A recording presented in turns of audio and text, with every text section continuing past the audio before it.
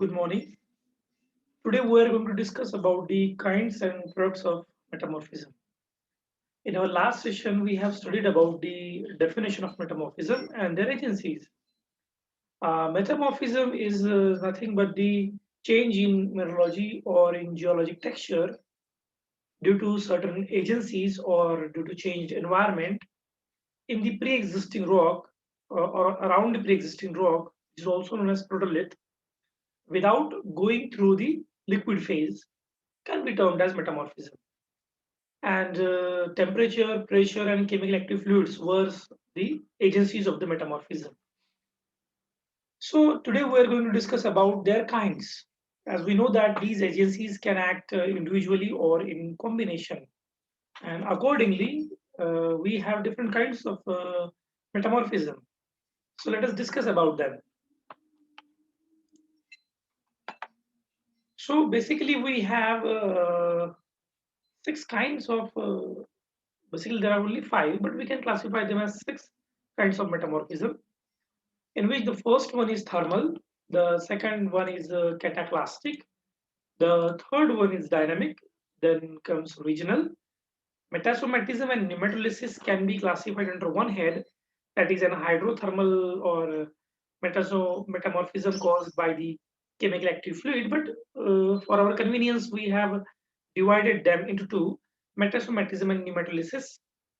We'll see what actually they are in further slides. So let us see the first, thermal metamorphism.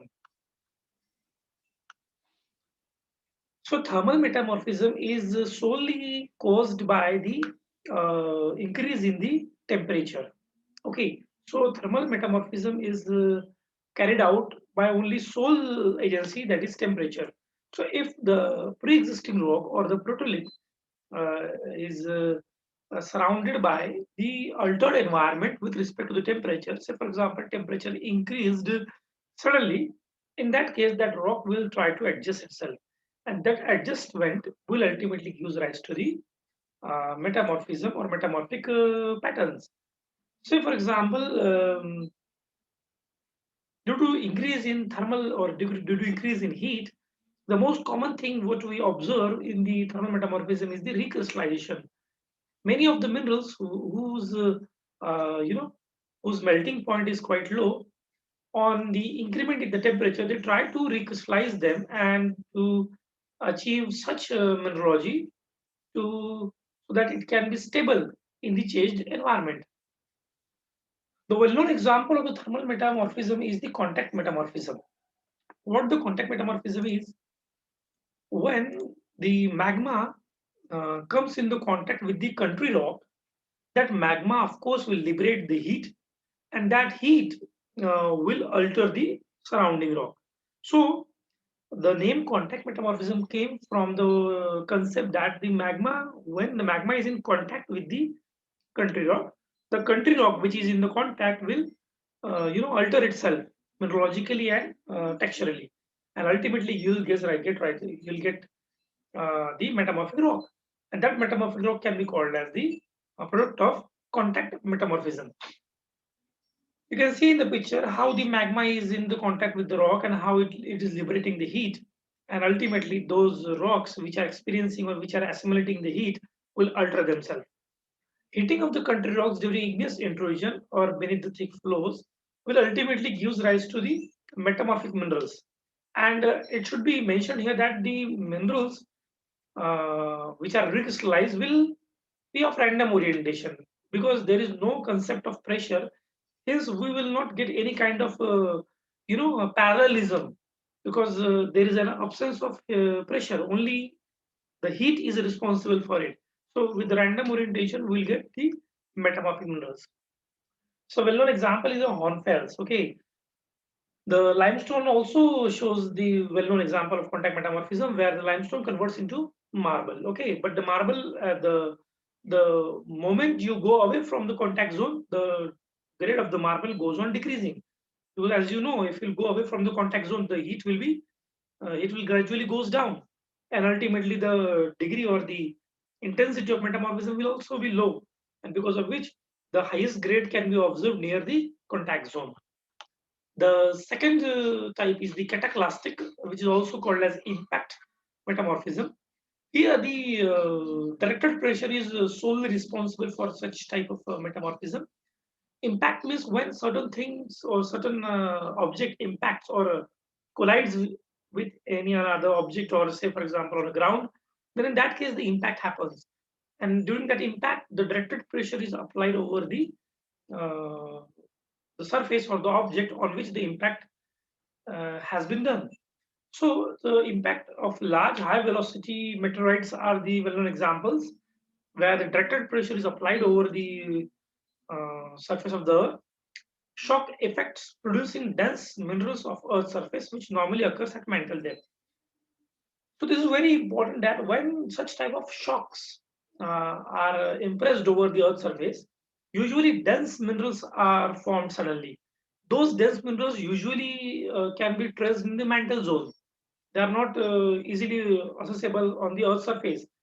But due to this impact or the directed pressure, these minerals are generated, which are actually quite dense in nature, and that can be ultimately attributed to the cataclastic metamorphism. So the dense minerals are the product of the cataclastic metamorphism. Okay, if you find such kind of dense minerals, okay, on the Earth's surface, as well as some of the shattered area, okay, in that shattered means the fractured area, you can ultimately, you can say that yes, of course, there is an evidence of the impact or cataclastic metamorphism.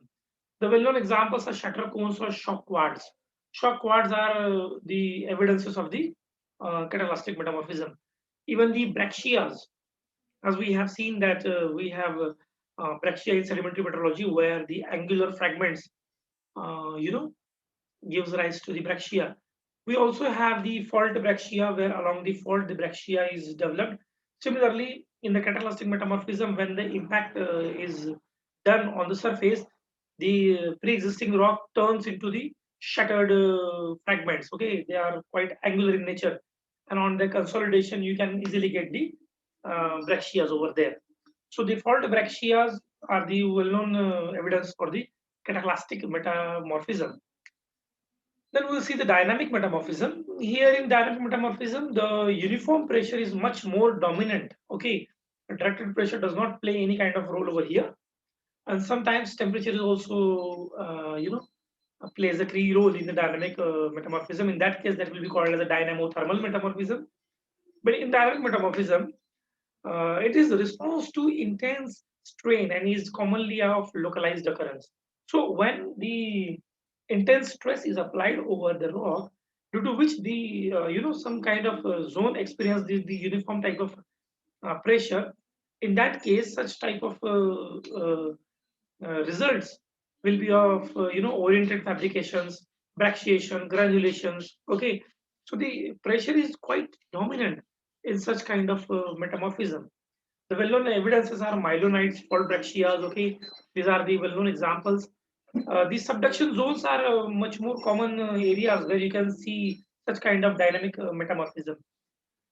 If you go a little higher, if the thermal or the temperature is also associated with the dynamic activities, in that case, that can be called as a dynamo-thermal metamorphism, where along with the brachiation or along with the oriented fabrics, you can also get the recrystallization evidences because the temperature is there, so you can easily found recrystallization in dynamo-thermal metamorphism.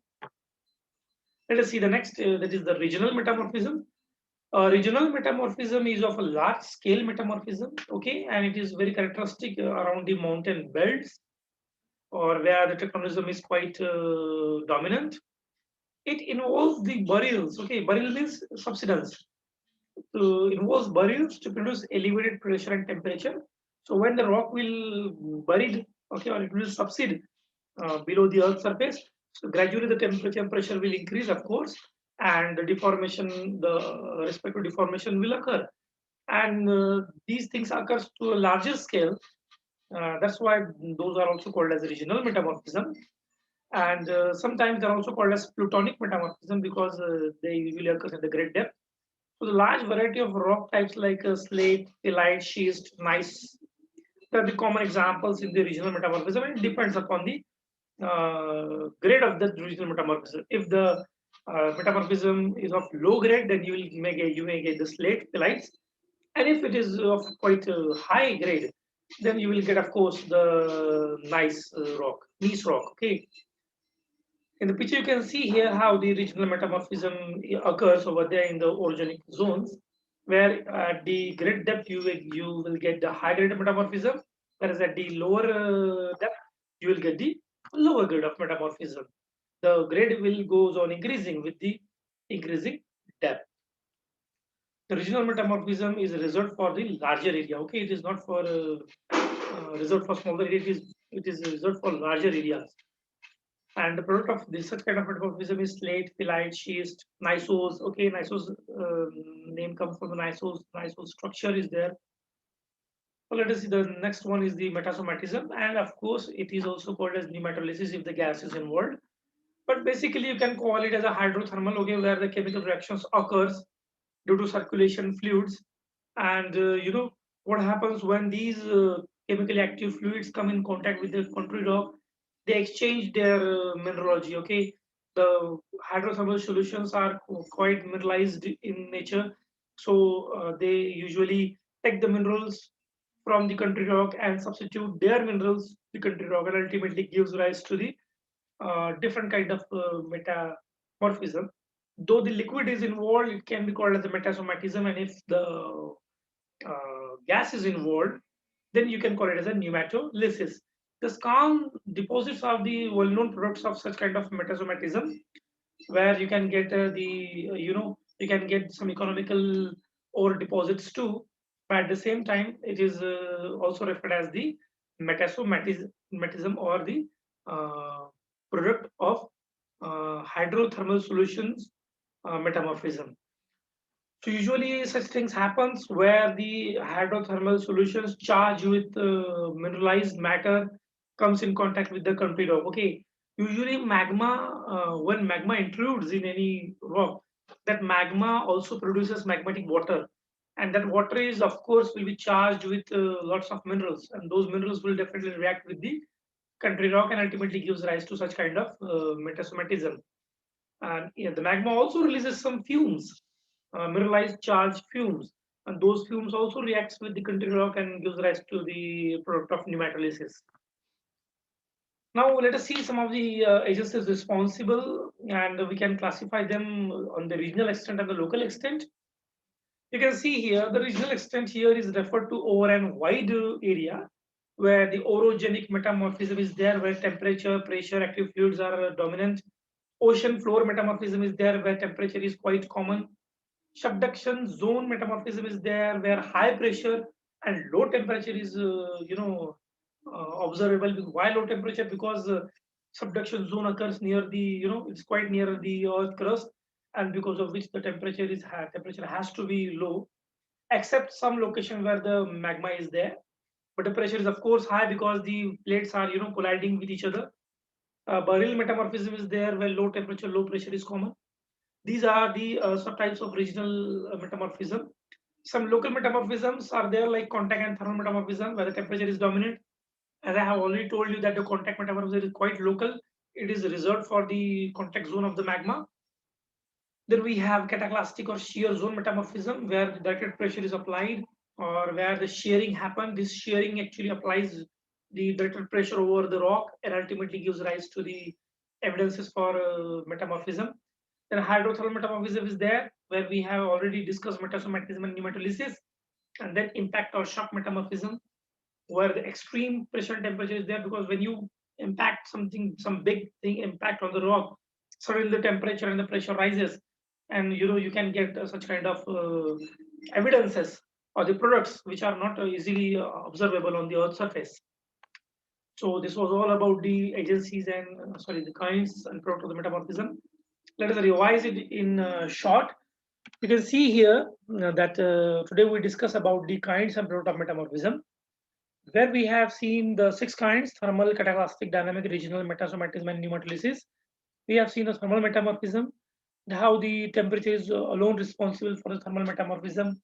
Contact metamorphism is a well-known example where the magma comes into contact with the country rock, and ultimately that contact zone suffers from the intense metamorphism.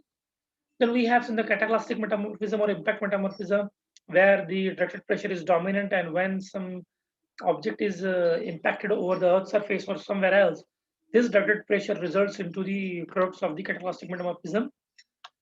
Then we have seen the dynamic metamorphism, where the pressure only is the dominant factor, and the orientation in fabrics, precision, granulations are the products of such kind of metamorphism. If the temperature is associated with the dynamic metamorphism, in that case, that will be called as a dynamothermal metamorphism. The regional metamorphism itself explains the wide nature of the metamorphism, where you can see that uh, the grade of the regional metamorphism increases from lower to higher, depends upon the depth, and it usually occurs near the Earth's surface. And usually the pressure and temperature are both are dominant over such kind of metamorphism. Then we have also seen the metasomatism and pneumatolysis too. If the liquid is concerned, it is a metasomatism, and if gases or fumes are concerned, it is called as pneumatolysis. The well-known examples are these Kant deposits, and then we have also observed the some regional extent metamorphism like orogenic, ocean floor, subduction zone, burial metamorphism, then local extent metamorphisms like contact, cataclastic, hydrothermal, impact or shock metamorphism. And we have also seen the respective agencies responsible for them. So thank you very much for your patience listening. Thank you very much.